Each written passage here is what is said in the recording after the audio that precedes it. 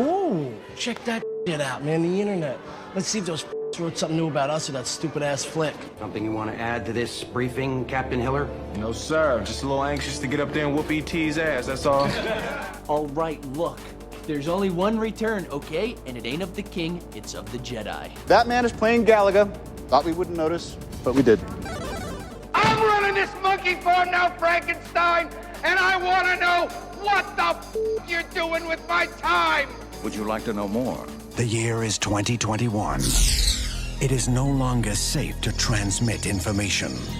Phones, computers, and satellites are all vulnerable. But there is a solution. Your storage capacity? I can carry nearly 80 gigs of data in my head. Input the data into the brain of a human courier, like Johnny Mnemonic. Hit me. Have you ever jacked in? Have you ever wired tripped? You ready?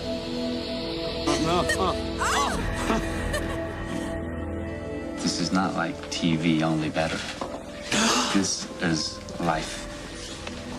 It's a piece of somebody's life. It's about the stuff that you can't have, right? The forbidden fruit, straight from the cerebral cortex. I mean, you're there, you're doing it, you're feeling it. Are you beginning to see the possibilities here? Guys, what's going on? You are listening to This Week in Geek.net's Future Imperfect, the Twig show that is dedicated to all things science fiction. Some things real, some things not, some things could also be. I am one of your hosts this evening. I am Mike the Birdman, but I'm not alone. I'm joined by my compatriot, my brother, my best friend from the free city of Kitchener, Ontario, Canada. Alex, the producer. And from the corporate-controlled sector of Lansing, Michigan, we are joined by... I'm Aaron, Pollyea. That's right, guys. So if you haven't guessed tonight, we have a bit of a theme. So as we are enjoying this lovely summer weather, sometimes it's time to get a little bit dirty, a little bit grimy. And we're going to talk about one of my favorite subgenres of science fiction. We're going to talk about cyberpunk movies. And you might be thinking, well, The Matrix. Probably we're going to cover those over on Loose Cannon with like me, Dave, and Ken, and whoever else I can drag into it. But for this one, I wanted to do a pair of movies that often get mentioned in the same sentence. And I was very surprised that you two hadn't seen one or the other of these movies. Kind of blew me away. So the two movies we're going to be talking about are two cyberpunk movies that came out during the 1990s. We're going to be talking about 1995's Johnny Mnemonic, and I think Strange Days came out around the same time. Same year. Same year, yeah. So we've got, without dating ourselves too much, at least to the year, it's been at least 30 years. Which is like crazy because I remember seeing Johnny Mnemonic in theaters. And I guess that's where we're going to kind of start tonight's conversation. So way back when I was growing up in the Owen Sound area, way back when I had a very small cinema, I think this was back when it was Owen Sound Cinemas 3. It wasn't 5 yet. I remember Johnny Mnemonic coming there. And the reason I wanted to see it, I was a big fan of Keanu Reeves. I'd seen Speed. I'd seen Bill and Ted. This is before he was cast as Neo in The Matrix, which would be in 1999. So, yeah, I thought he was a cool guy. I mean, I thought he was awesome as the FBI agent or cop or whatever the hell he was in Speed. So I was like, all right, this looks kind of interesting. And around this time, I was really getting in the tabletop role-playing games. So, and it wasn't just Advanced Dungeons and Dragons 2nd edition, and it wasn't just Star Wars West End games. No, this was another game I was really getting into at that time, which was produced by the FOSSA Corporation, which also does the BattleTech or MechWarrior franchise. This was Shadowrun, which is a cyberpunk meets fantasy. So think Lord of the Rings with machine guns would be a good way to like kind of think about it. So seeing Johnny Mnemonic really turned me into the cyberpunk genre, because then I started reading books by William Gibson, which upon this movie is actually based upon a short story that appeared in the 1980s in a short story collection, if I'm not mistaken. And this isn't the first William Gibson adaptation that would be done to film. There was another one, I think it was called Wild Palms. That was like an ABC miniseries in the late 1980s, which was kind of cyberpunky, but not as much as this. But yeah, remember going to see this in the theater. I think I saw this 2 or 3 times in the theater because it was unlike anything I'd ever really seen before. I actually went back and watched the trailer for this, and I think it does a really good job of nailing the vibe of what this movie's trying to represent. And I want to say this was one of Dina Meyer's first movies, if not her first. And I do have some trivia involving the character that she plays of Janie in this movie. Because this was supposed to be based upon a character from Neuromancer named Molly Millions, but rights issues, shenanigans, and it never quite happened. But I saw this, absolutely loved it. I rented this tape a crap ton as a kid. I like to show it to friends or girlfriends at the time. So this one got a lot of play for me in the 90s, and I revisited it every so often, but I actually don't own this on physical media. Which is a real surprise to me because I think there's a couple copies of this available in different formats. I think there's even there was one that was shown at a film festival in black and white, which was very cool. But yeah, that's my history with this. Like, I'm a huge fan of this. This is my jam completely. So I guess I'm going to throw things to Alex because you're the baby with this. You'd never seen this before. I've never seen either of these films. And what's funny is I had seen the VHS at my local, corner store for rental forever. I had friends that had seen it. My core group of friends, like maybe one or two people had seen it. But you got to remember, it came out when I was like 8 years old. Yeah. So it wasn't really on my radar. Where I really heard about it, and I had thought I was going to see it, but then just never got around to it, was when I was in like middle school, going into high school, when I started watching a lot more like Dolph Lundgren movies, and I knew he was in the movie. But because he wasn't on the cover, it just never, it never really drew me to grab it. And I was like, I'll check it out. I hear it's okay. Like that was from my group of friends. They're like, yeah, it's fun, but it wasn't like, it wasn't Demolition Man. So I wasn't like super into having to get it. Right. So, that my history with it was that. And then, as we were talking shortly before recording, probably about probably about 6 or 7 years ago, it popped up on a Canadian YouTube channel that was sponsored with government money. Like they paid to license it for Canada Day. Would that have been for the 25th anniversary then, you think? I would think so. Yeah. You know what? That channel got really big during the pandemic. So it would make sense that it was probably for the 25th anniversary. And it, being that this film was filmed entirely within Canada and Montreal, Toronto, some parts of Mississauga.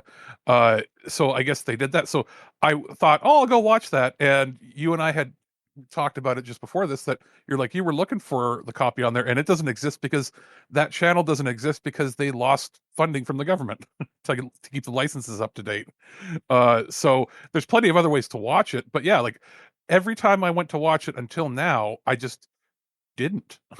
And now that I've seen it, I'm kicking myself thinking like, how did I not watch this, in the last 30 years?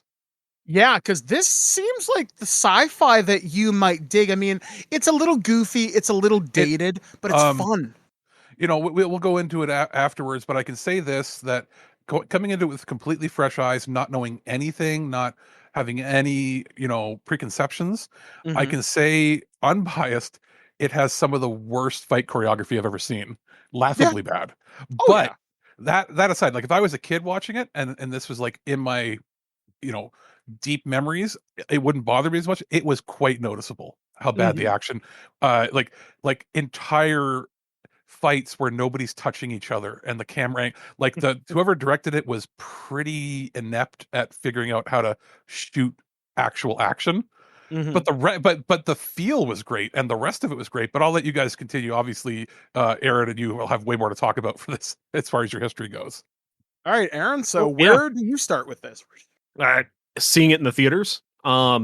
This was after I graduated high school, and I remember seeing it in the theater because it's science fiction, it's cyberpunk, and I was also into like Shadowrun and cyberpunk at the time as gaming, and it had Keanu Reeves, and I freaking loved Bill and Ted more than anything. So I'm gonna go see it. I'm gonna go see it in the theaters.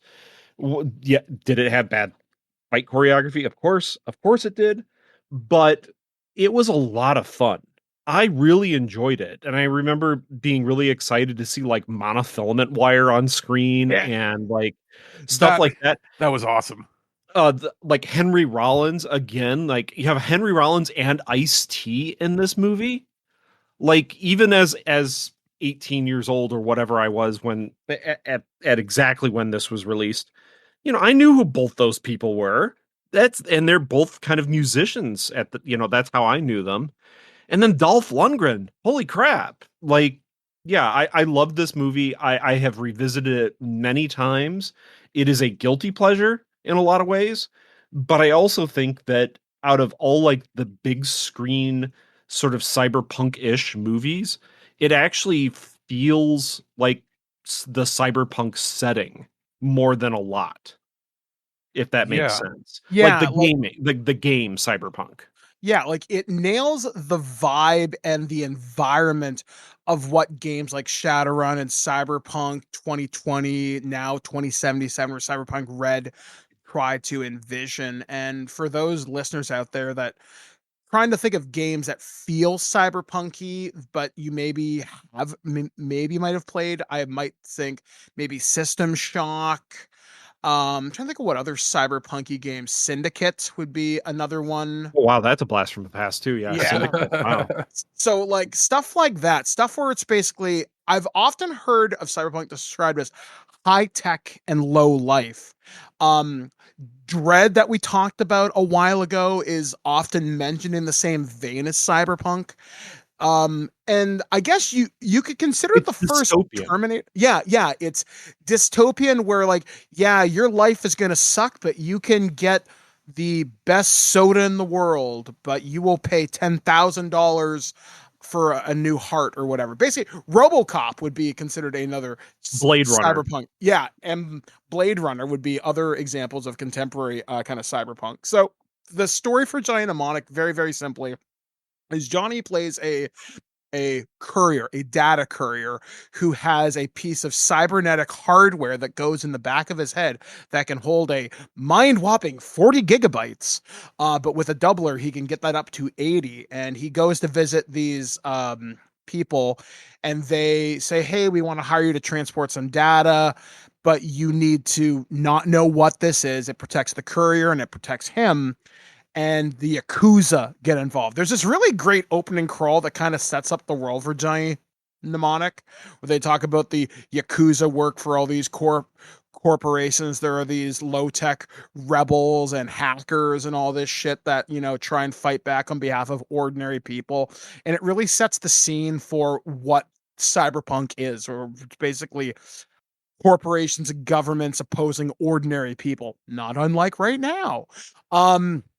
And then Johnny gets basically he gets something called synaptic seepage, where the data in his head is going to kill him in about 24 hours or less unless he gets it out. And the data he's carrying is the cure to this thing called nerve attenuation syndrome, which everybody in the world has, or at least is at risk of getting from all the electromagnetic radiation. It's never clearly explained, but it's a technovirus would be the best way to describe it. Was like anybody that has had any alterations to their body. Yeah. And likely this has it. Yeah, so in this world of Johnny Mnemonic, there are people who have cybernetics in them. Like Aaron was mentioning monofilament wire. One of the guys there, one of the Japanese Yakuza people, has a monofilament whip built into his thumb where it's got a weighted tip and it's got a piece of wire that is like molecule thin, but you can whip it around and it'll cut through almost anything because it's literally as sharp as a molecule. And that's technology we'd never seen outside of like a lightsaber, something that could do that much damage and was just visually impressive as hell. And it's supposed to be that scary, and they do a really good job of showing just how messed up it can be. Like you don't even know you've been cut.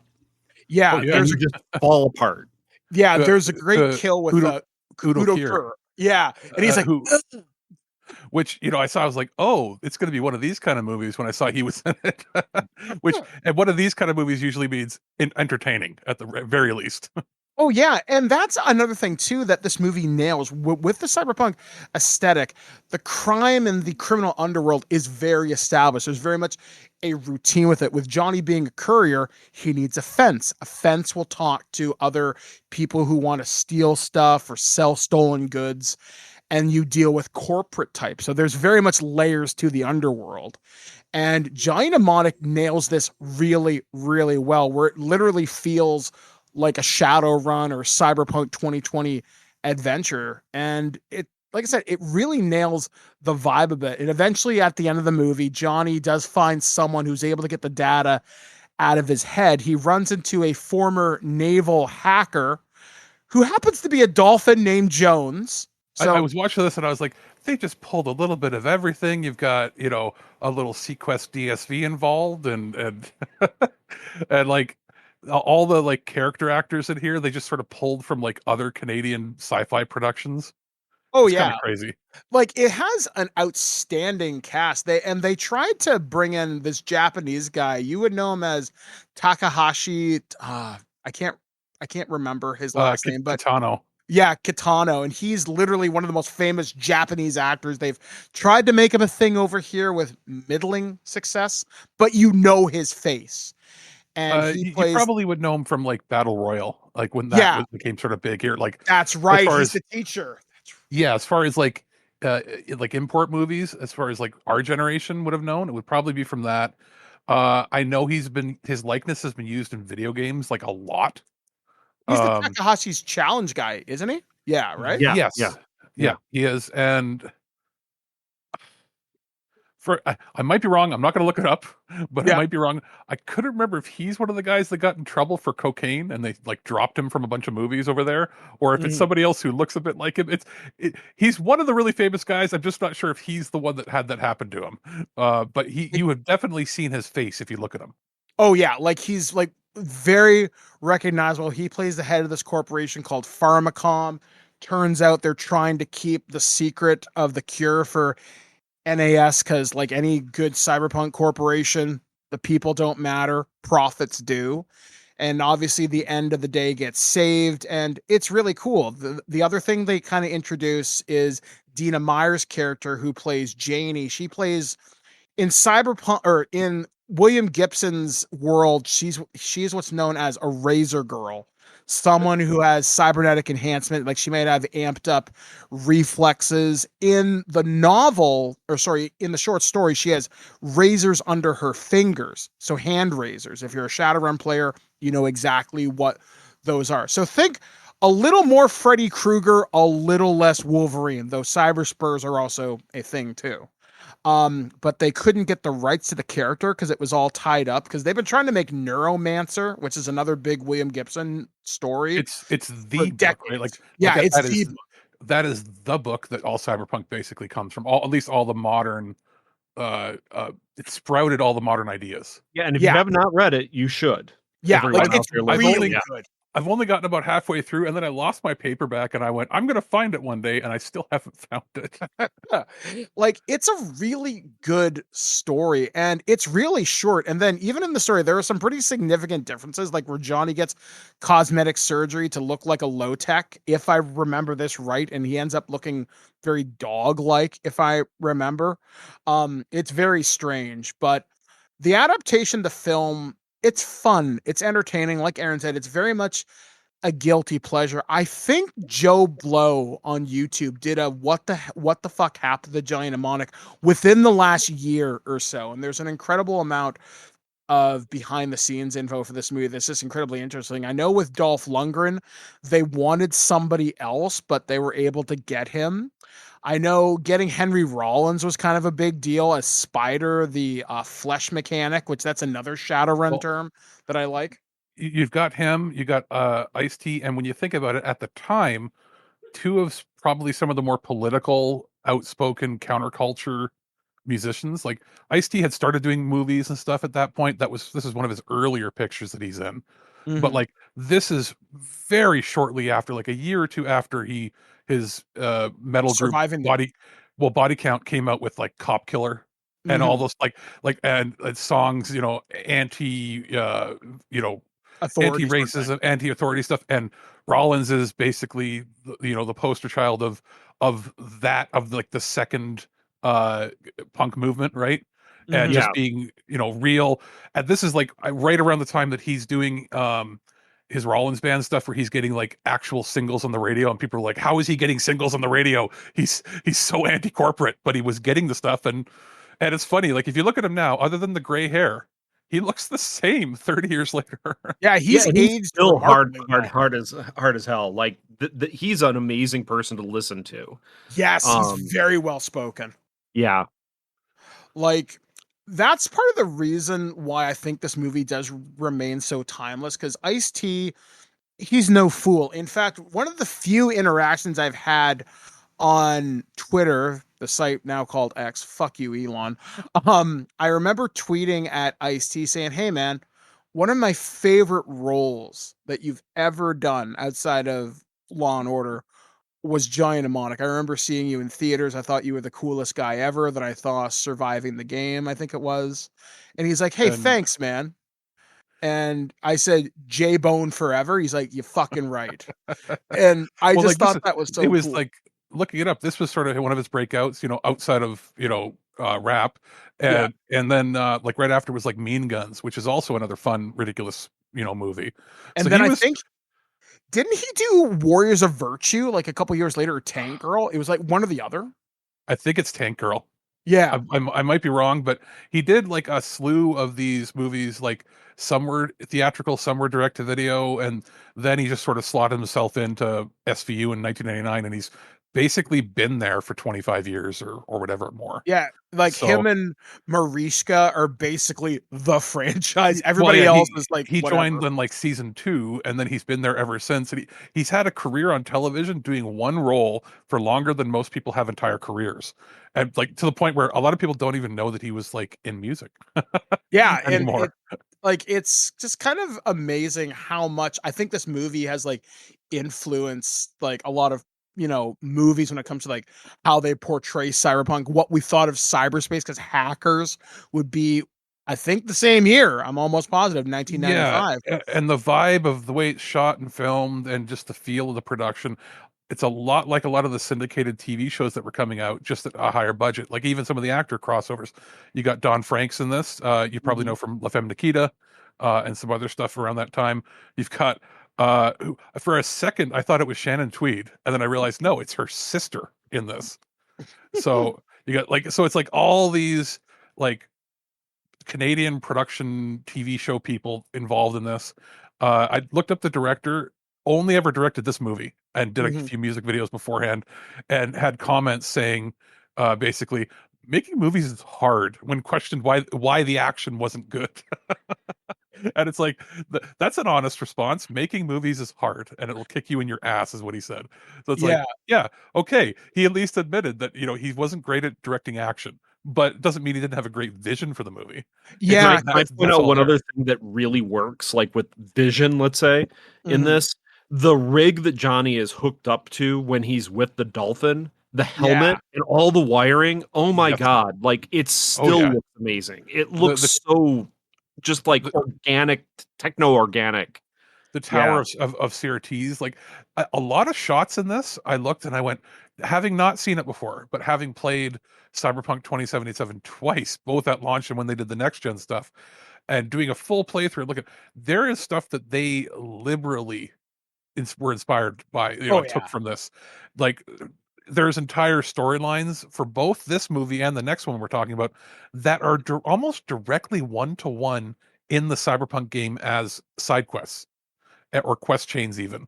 And like, there are times, and not just that, even in the more recent, well, not recent, but the most recent Deus Ex games, where like in the Deus Ex, I believe it, I don't know if it's Human Revolution, it might be Mankind Divided, but there is a side quest where you investigate essentially a techno cult that worships the machine, body modification, the machine. Their god is essentially the modifications itself and hive mind.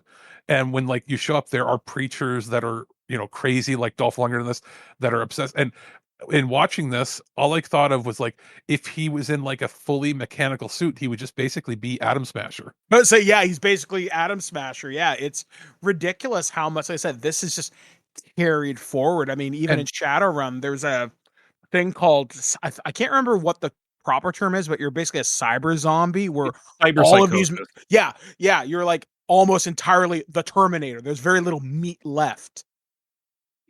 and Yeah, you you lose know, yourself to the machine. You kind of lose your connection to reality. and beyond that, even just the visual aesthetics are very much in like a source of inspiration for a lot of stuff that came after. Clearly, even though the movie itself didn't get great reviews when it came out, didn't make money when it came out, it sort of flew under the radar. But it's clearly influenced the next generation of film and game makers. Oh yeah, like I know the director went around like a couple years ago and he showed them, like originally he wanted to shoot this movie in black and white. And there's a version of this movie you can watch in black and white. And I think there's even a director's cut that has some deleted scenes. I'm not 100% sure on that one. But yeah, like this is one of my all-time favorites. I cannot recommend it enough. You can rent this, you can buy this on physical media. I highly recommend you do. It is such a fun time and such a snapshot of what Cyberpunk would eventually become and eventually what you would play in games like Cyberpunk 2077. I'm going to say this. Fun little fact. Originally, it wasn't Keanu that was going to star. Ooh, who was it? It was Val Kilmer. Interesting. I can And see that. he dropped out when he accepted Batman. Oh. So it would have been a different kind of film. But I almost feel like Keanu is much more comfortable now when he makes movies, you can tell. Mhm. Yeah. He still had a bit of stiff awkwardness here. Not that it wasn't bad acting, just he was a little stiff for the scene, maybe needed a little more coaxing. I wonder if having Val would have changed the tone of the film too much. I think it would have been more serious, He and would, I wouldn't see the chemistry between him and Dina Meyer. but he could also be very silly, but he's also somebody who could like at that time he might have felt the movie was going to be silly and then just hammed it up too much. So I Yeah, almost feel like Mm. Keanu gave the right tone for what the film ended up being. because didn't Heat come out in and around this time? Yeah, I think he filmed that beforehand, and he was like, apparently he was signed on for this, and then Batman offered him a shit ton of money, and he Well, was of like, course you'd take yeah, that. he was offered like Batman and the Saint, and he's like, I'll do those instead of this movie that may or may not do well with a director that nobody's really heard of, and this movie had like a $26 million budget versus he was pretty much guaranteed to be in a movie that was like 50 or $100 million when it's Batman, and we all know the Saint didn't do well eventually, but Mhm. but still, Batman was basically at that point it was a surefire hit, right? Mhm. So I can see why he took it, but at the same time, I could also see him in this role. So I'm like, you know, whoever was doing the casting for it, they had the right idea with him. And then when Keanu became free, because this is like you said, Mike, it's right after he did Speed. Speed became a huge hit. He's a good second, choice. Yeah, like it very much fits his vibe, and he just had the right amount of chemistry and likability. But yeah, you could tell he was starting to loosen up with Yeah, it. So and definitely special good early Keanu. and special effects were really good, as you mentioned, with like being able to, some of the stuff in there. It's not too gory, and when people do get sliced up, you could tell that there's probably a director's cut that there's some stuff that looks like it was zoomed in on to avoid watching the dismemberment. Yeah. Mhm. Especially with Udo Kier's character, where he gets basically, it's not even bisected. It's three pieces he gets cut into, I Yep. think. Yep. And the way it's very clear, but the way it's done, you don't see the head or anything, and you're like, whoa, it was an abrupt cut, and you're like, whoa, that's the MPAA saying you're going to get an X rating. Yeah, exactly. So the next movie we're going to talk about, this is one that often gets mentioned in the same sentence as Johnny Mnemonic, and definitely in that cyberpunk feel that the 1990s was really trying to go for with movies like Johnny Mnemonic, like Hackers. I could even maybe make an argument for Dark City and Judge Dredd, as well, which we talked about a while ago here on the show. But so Strange Days stars Ralph Fiennes, Juliette Lewis, Angela Bassett, which I completely forgot about her. The cast in this is stacked. William Fincher, Vincent D'Onofrio. I'm sure there's other big actors that I'm missing in this, but it's Tom Sizemore. There's it's sort of a who's who, and even like the character actors are pretty much a who's who of people. Yeah, like the main guy you think's going to be the bad guy, Michael Waldorf, the guy who played Top Dollar from The Crow.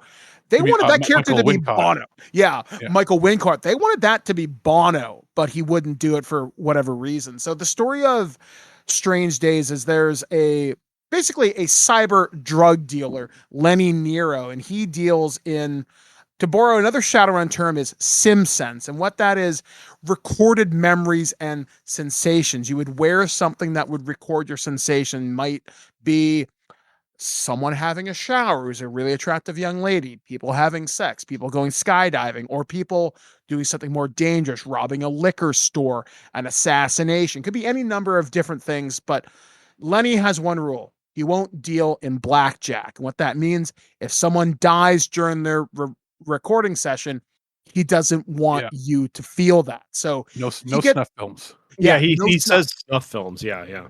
So he finds out, he gets a hold of a recording of a murder, and it's a friend of his that he knows. And that opens up into a whole new conspiracy that involves around racial lines, or someone from the black community named Jericho 1 is murdered by the LAPD.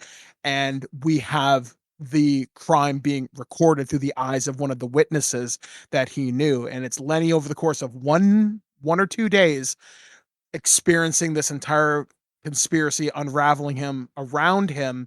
And he runs into his old girlfriend named Faith, played by Juliette Lewis, and his best friend Tom Sizemore. I'm not going to spoil how this movie ends, but it's a trip. And this movie was directed by Catherine Bigelow, who's The Hurt Lockers, where I most know her from, but very famous director, has done a lot of big stuff since then. This was a lot more violent than I remember. A lot of sexual violence I didn't expect. I didn't remember, because the last time I saw this movie was like 1990 something, or maybe early 2000 something. Was the last time that I saw this. And I remember renting this because I remember reading a magazine article that mentioned Johnny Mnemonic. So I was like, oh, it's in the same vein. I'm like, okay, cool. And again, being a Shadowrun player, I was like, hey, this is SimSense. And what this reminds me of, there was an adventure for Shadowrun 2nd edition. I can't remember what the adventure was called, but the idea was in Shadowrun, you could have cyber eyes, basically cameras where your eyes used to be, and someone recorded a murder. And you as the player characters were tasked with recovering the cyber eyes to either exonerate someone or give them to the cops, but someone was trying to track you down to stop this information from getting out. And that's what really attracted me to this movie. So while I was watching this the other night with my friend Liam, one of the lines of dialogue that I caught, I think the technology in the movie was designed to be the full body wire. So law enforcement could use this technology if they were tailing a witness or trying to get testimony from someone. They could literally hear and feel everything, or to get more information out of informants. But obviously the black market for something like this is pretty obvious, basically low rent version of the holodeck, because again, you could experience anything you want as long as someone was recording it. And I had some pretty dark thoughts with this. I'm going to admit that straight out. And it made me very uncomfortable, but I could also see how people in the world of Strange Days would become addicted to this. And there's something that I completely forgot about, and it really took me by surprise. One of the characters that Lenny Nero runs into is an amputee. He's a guy in a wheelchair. He's a double amputee, and he's a hacker like Johnny was, kind of like just a guy who knows tech. And Lenny goes up to him in this club and goes, hey, I got a birthday present for you. And he's like, okay, what is it?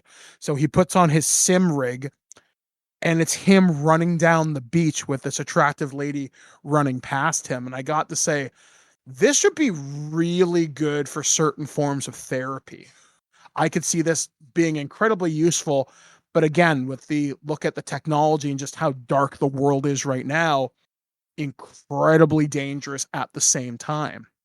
So, yeah, revisiting this was certainly a trip. I really enjoyed my time with it. I really liked Ray Fiennes in this because originally they wanted like other people for this role. I know he wasn't the first choice, but they fought for him because they liked his charisma and the energy he brought to the role.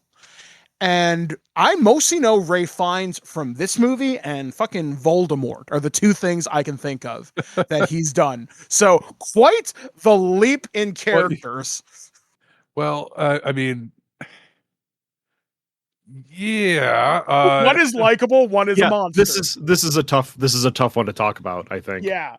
It's like it's wild. It's I mean, you'd probably know him from Schindler's List and some I've other actually movies never he's- seen that.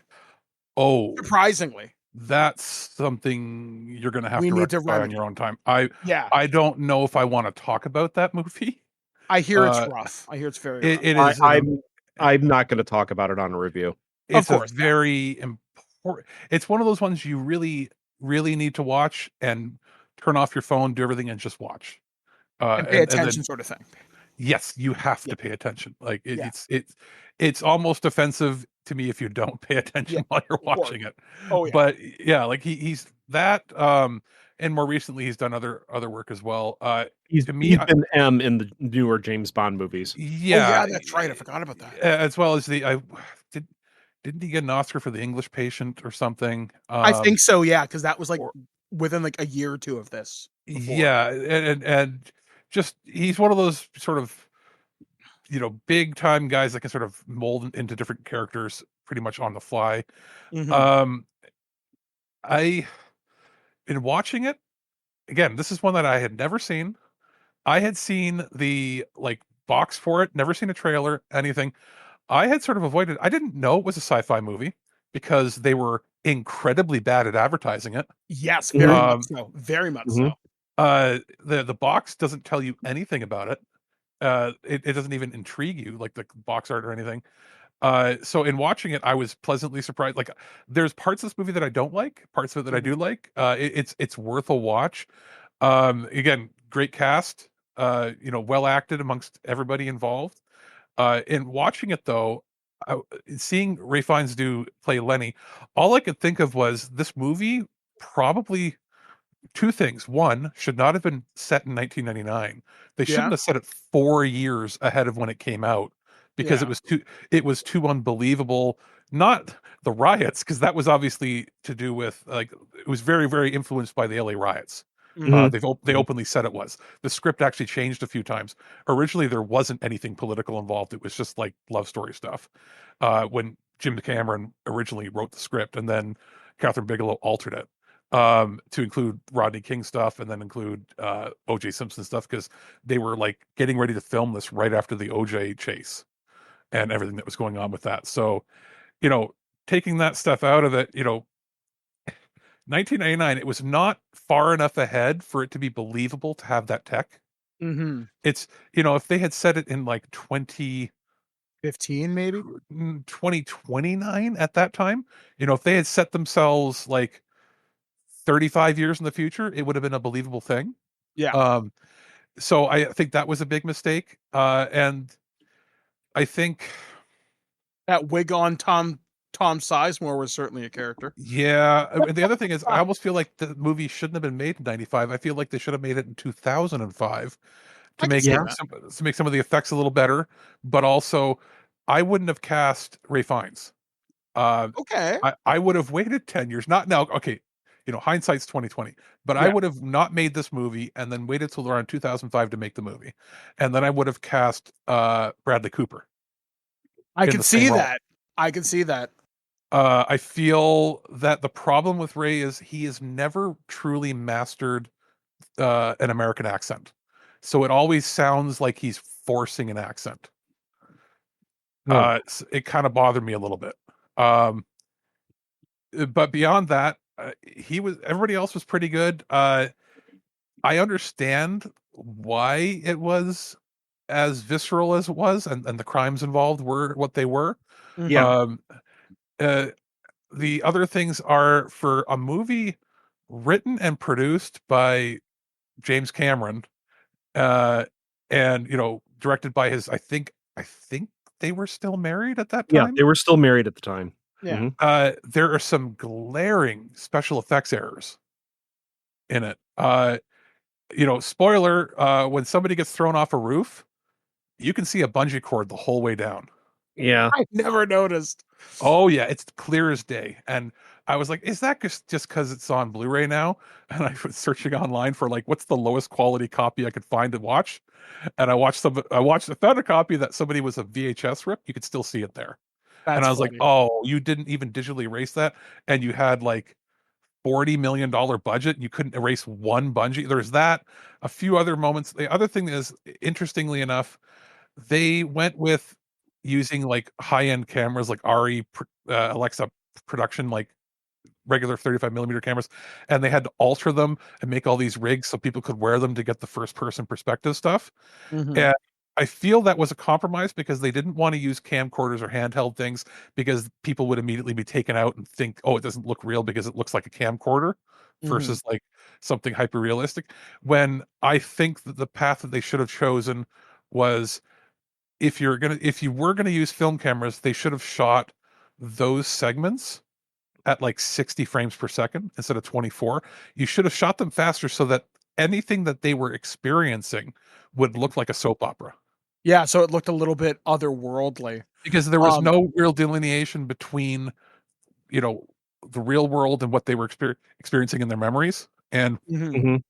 not necessarily in a good way. And that's something that if they had waited 10 years, if they were like, well, we don't have the tech now, but we have this idea. And we know James Cameron was working on high-speed camera stuff for digital. So, because around that time is when he's helping develop it with his companies for the Titanic stuff that would come a few years later, right? Mhm, So, mhm. if any movie really deserved having the ability, especially in the digital age, to switch, like the main movie being in 24, and then because of the way modern cameras work, you could then flip it to 60. Like that. I think the Ang Lee movies that he was the one he did with. It wasn't After Earth. It was the Gemini Man or Gemini something. The really bad movie with Will Smith. Let's But say, yeah, the Will that Smith was one, yeah. that movie was filmed entirely in 60, which was terrible. Wasn't But The that Hobbit also filmed in 60? 48. It was double. 48. Okay. And and again, it looks odd, but Looks weird, yeah. it would look great if the whole thing is, you're supposed to be getting like a sensory overload of memories and emotions. So I feel like it's a little out of time.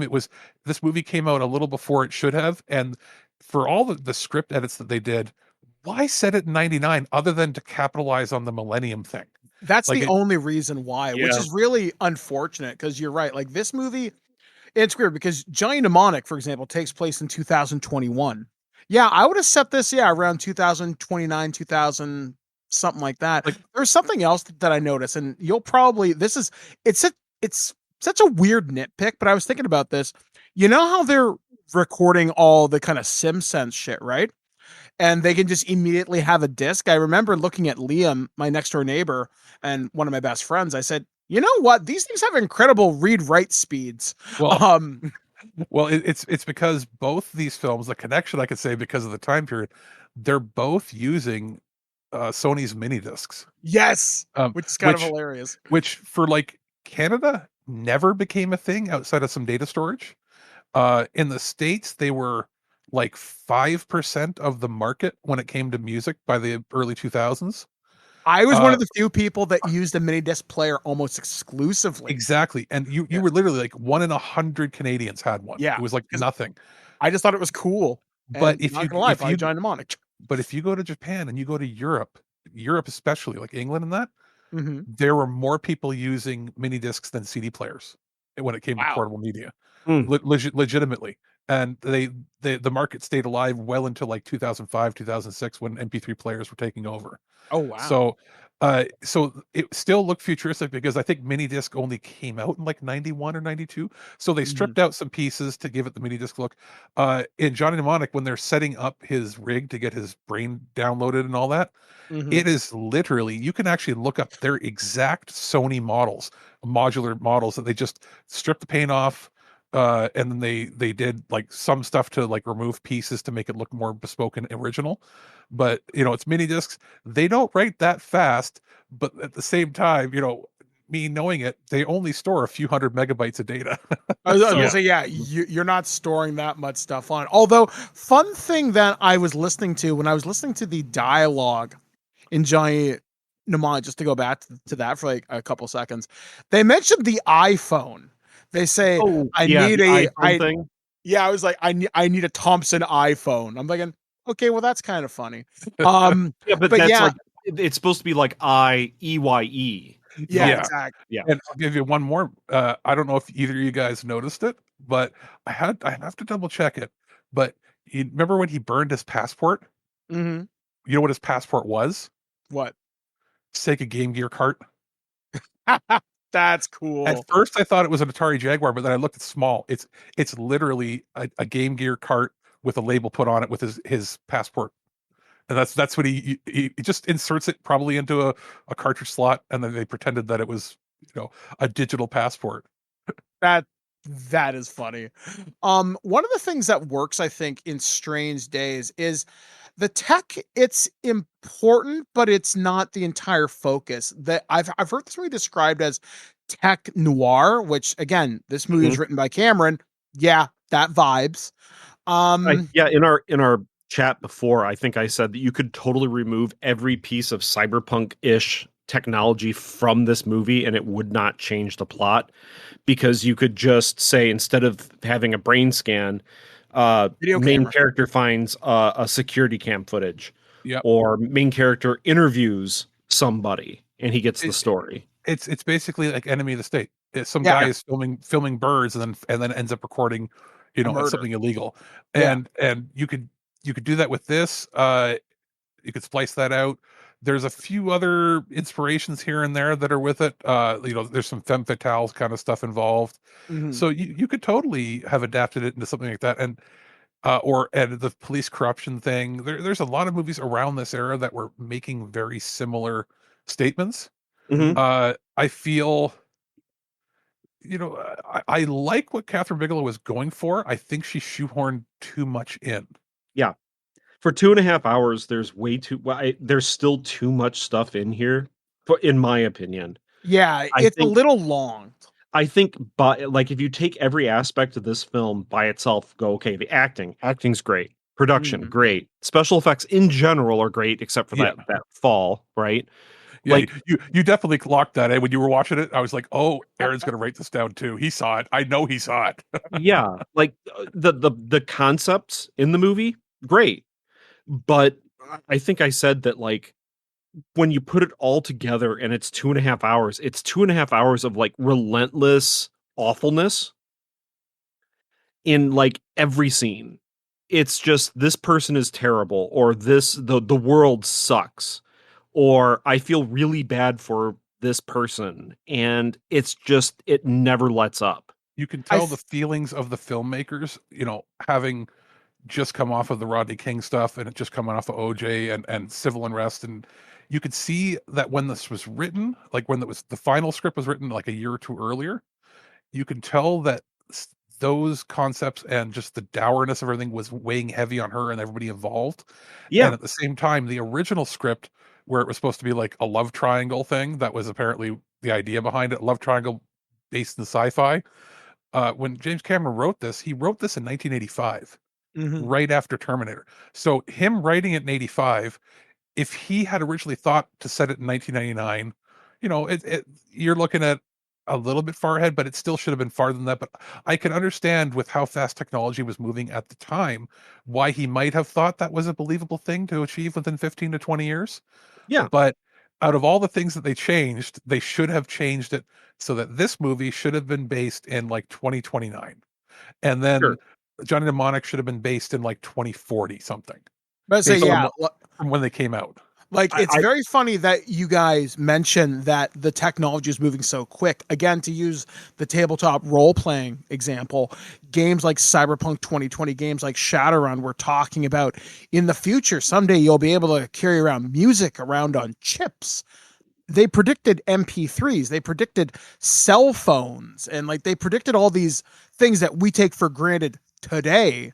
And it's kind of wild. I mean, even now when it comes to simulated sense technology, there are some experimental things that like we can't replicate your feelings, but we're starting to figure out how senses work and stuff like that. So practical cybernetics and prosthesis, we're starting to figure that out. Now we have some terrible people in charge of what that stuff is. I'm looking at you, Elon. Well, welcome to cyberpunk. Like, Yeah, exactly. Yeah, And that's what this movie, I think, really nails. You guys mentioned this movie's really dour. It's really depressing. That's cyberpunk, and it really nails that. So I mean, it doesn't mean that it's bad. It just means it isn't necessarily always for us, or But that it's something you'd want to watch over again. I'm happy with what I saw in that it's an experience that I wish I had seen earlier. It might have actually Mhm. shaped some of my visions of what I saw the future being like with tech. Mhm. I can say one thing we didn't touch upon in both films Mhm. is the soundtracks are great. Yes. In both. This one especially at the end, the closing theme, it's got that, early 90s techno house sound, and then I was like, "Is that Peter Gabriel mumbling, different languages over top of it and chanting?" It is Peter Gabriel. I was like, "How did they get Peter Gabriel?" They paid Peter Gabriel to make the music, and Yeah, I'm like they went all in on I was music. like, "Oh, man," and then obviously, Strange Days, you're gonna have the Doors in there, but what's funny is, for whatever reason, every single time I saw the box art for this in a store and I walked by, you know what would start playing in my head, Michael? What? Matt Goodband. Interesting choice. Uh, like, he had his Strange Days music and, Yeah. like, and Apparitions, the song. Mm, For whatever reason, that's what would play in my head. So I'm like, they obviously didn't it wasn't evoking the emotion looking at the cover that they probably wanted, that it made some kid walk by and think of, like, late 90s alt rock. yeah, like you really get the vibe of cyberpunk's again atmosphere. And one thing that these two movies very much counterbalance, very much yin and yang. With Johnny Mnemonic, you get the fast-paced, high-action cyberpunk action adventure. With Strange Days, you're getting the more dour, more introspective, darker side. That literally tech noir from techno thriller. If I could close my closing thoughts on this is, Yeah. uh, Johnny Mnemonic is, the dystopian future, Mhm. and Strange Days is the downfall happening around us. Yeah. It feels Yeah. very relevant to what's happening now. It really Yeah, does. I'd say, like, it's the dystopian now versus the dystopian tomorrow. Yeah. Yeah. And yeah, it's just what do you wanna watch? It's not Like, it's just that difference right there. These aren't feel-good movies, but they are movies that'll make it well, actually, wait, sorry. Johnny is a feel-good movie. Yeah. Yeah. It's fun. This is a movie that will make you think, and it is 100%, in my opinion, worth watching at least once. But Mhm. I Yeah. can see myself going and watching Johnny, more just for fun, with friends again. Oh, yeah, Yeah, no, like I'm gonna watch Johnny Mnemonic again. I have no mhm. doubt, 'cause I do watch it every now and then, but I don't think I'd watch Strange Days again. Strange I Days is a movie I wouldn't come back to very often either.